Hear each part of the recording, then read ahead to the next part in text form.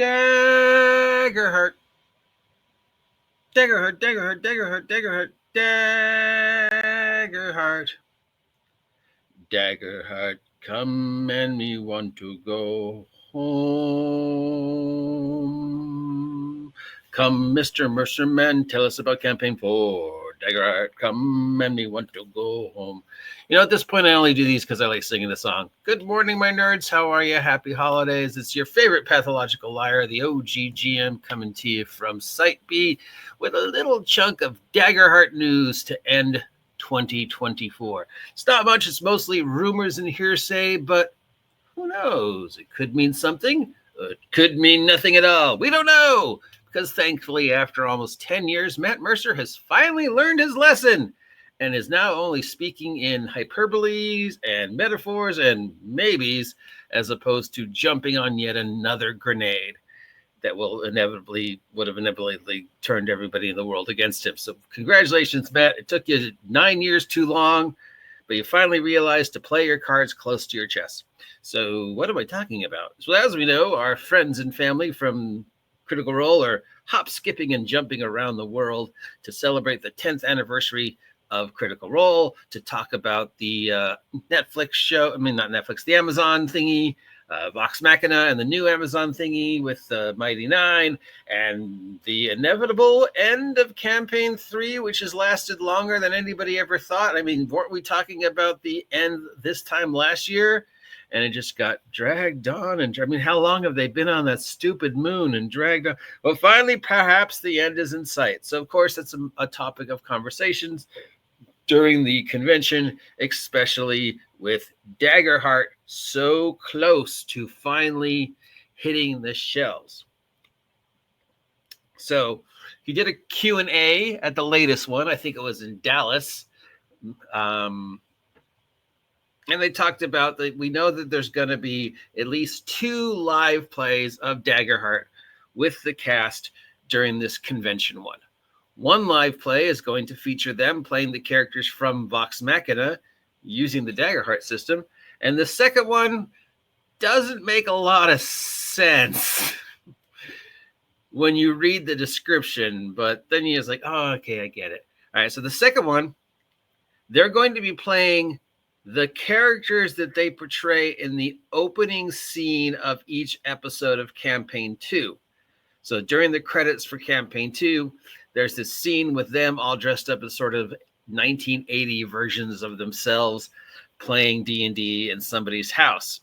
So those characters that they played in that little scene are going to be the characters they play in the other Daggerheart run-through. And then somehow those characters maybe end up in Xandria as fantasy versions of the fantasy versions of themselves. Yeah, it sort of makes sense. So that's at least 2. So in talking about the development of Daggerheart, Matt Mercer talked about the sample game he ran to playtest Daggerheart. And he referred to it as the Dark Umbra. And he said it was a very Souls-like game. He wanted to do a really dark, grim story about a world without gods. Now, if you don't know what Souls-like is, or Soulsborne, it's games that somehow reflect the idea of that were typically based upon Dark Souls or third-party action games, Demon Souls, whatever. Just sort of darker, more grim, more visually, I don't know. You know what you either know what you mean or don't know what it means, but the word all the way goes all the way back to Dark Souls and Demon Souls, and that sort of more like dark idea. So he wanted to run a very dark version of Daggerheart for the playtest, since I guess he didn't think Campaign 1 and 2 and 3 were dark enough. So when talking about this Dark Umbra campaign setting, he talked about how the world was in the holocaust of the gods being gone and what it would look like in a fantasy-esque world if the multiple pantheon individuals were gone, just given up.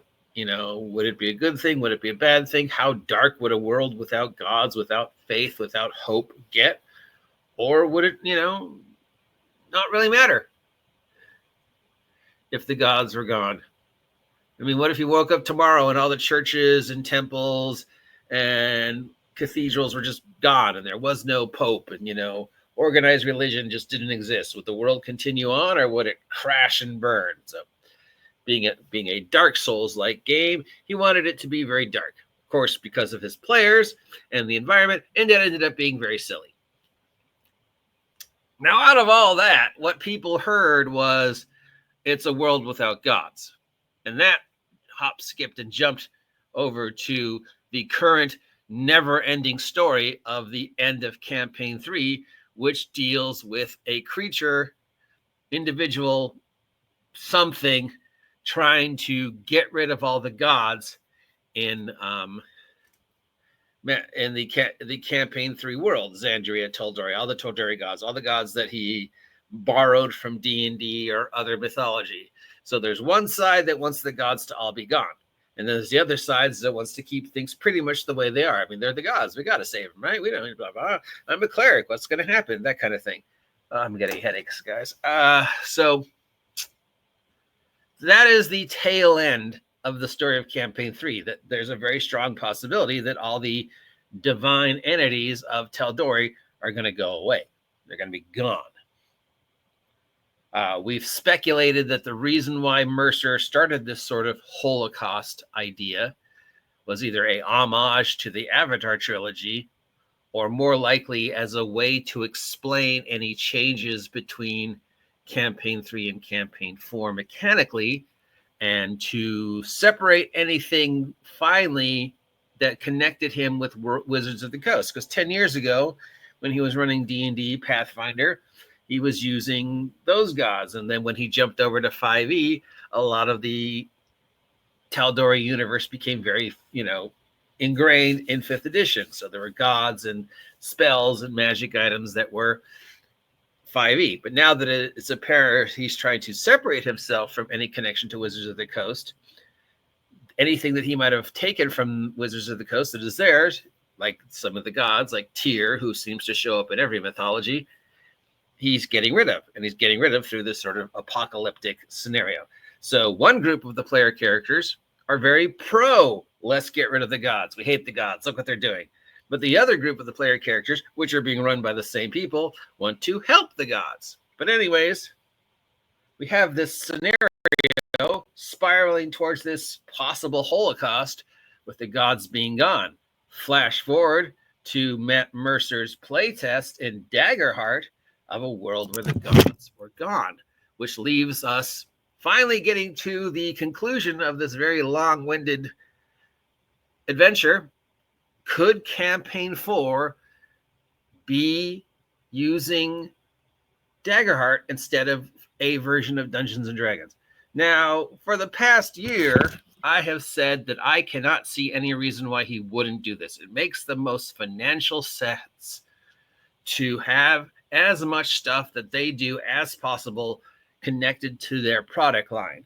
Illuminated Worlds, Candle Obscura, God help us, and Daggerheart. They need to cut their ties to D&D, or at least as much as they can, because financially you want complete control of your IP. You want everything that you're putting out yours. You don't want anybody to say, oh, you got that from my book, you can't use it. You want to be able to merchandise everything that you can possibly get. Thus the Wizards of the Coast explanation for why they're changing dragons that we talked about yesterday. So it makes the most sense for Campaign 4 to be either a transition from D&D into Daggerheart, or end Campaign 3 with a apocalypse, and then Campaign 4 starts a year from now, 6 months from now, flash forward to this world that has now been affected by the end of Campaign 3, which could be the campaign that he was playtesting when he was playtesting Daggerheart. Does that make sense? Because that was a lot of talking about stuff. But anyways, it brings us to the final thing that Matt Mercer may have hinted that Campaign 4 might be a post-apocalypse using Daggerheart. But he didn't specifically say anything because, as I said at the opening of this monologue, he's finally learned to play his cards close to his chest after so many years of just opening himself up to the slings and arrows of negative, toxic commentary, including a few I said, that I regret saying, but whatever. We grow and change. Well, some of us do. So yeah, Campaign 4, will it be Daggerheart? Will it be a transition from D&D to Daggerheart? Will there be two campaigns? One campaign with maybe a mix max of old and new players doing something related to Wizards of the Coast 6th edition, and a second campaign with another group of new and old players using Daggerheart, and maybe eventually 2 to 4 years from now, those mesh together to become what might be Campaign 5, assuming they're still running, playing, doing this 10 years from now, considering how long it took them to, resolve the campaigns and stuff, monkeys.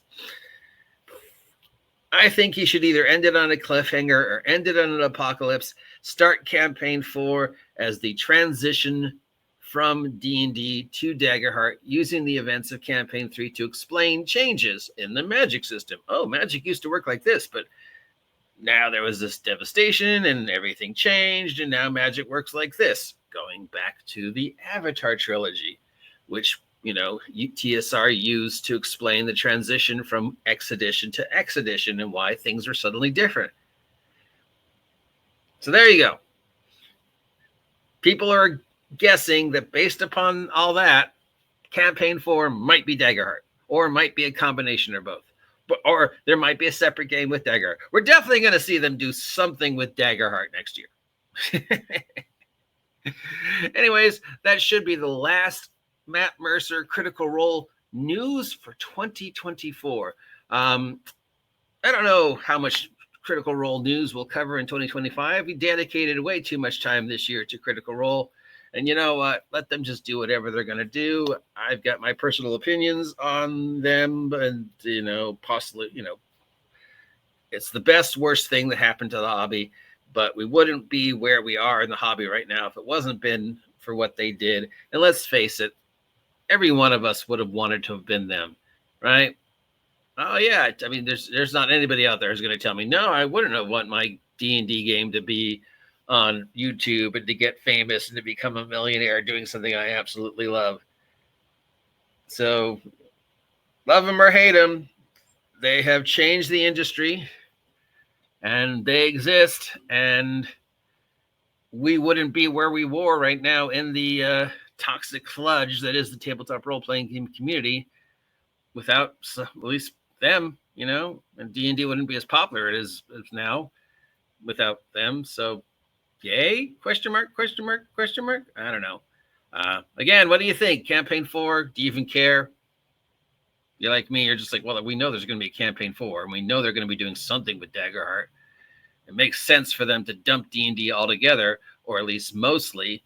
I mean, again, the thing that I've said all year long is Daggerheart's success or failure is completely reliant on a fickle fan base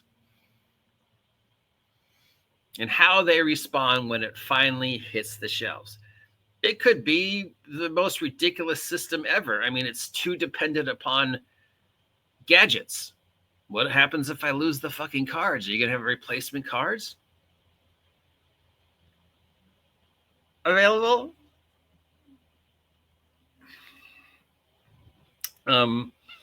If the fan base jumps on it, like they did Campaign 2, it'll be huge. If the fan base is like they did with Misk and Candle Obscura and Campaign 3, it might just do average. And if the fan base is completely like, we fucking hate that, like it has been with some of the other spin-off campaigns they've done, or the stupid Arby's thing or whatever, then they might be, it might die. It might die the way Candle Obscura died. So who knows?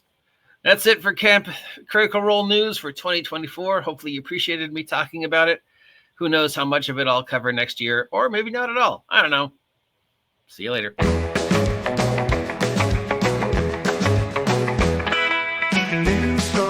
table in the rolling waves, dice in our hand, we're the dungeon's brave.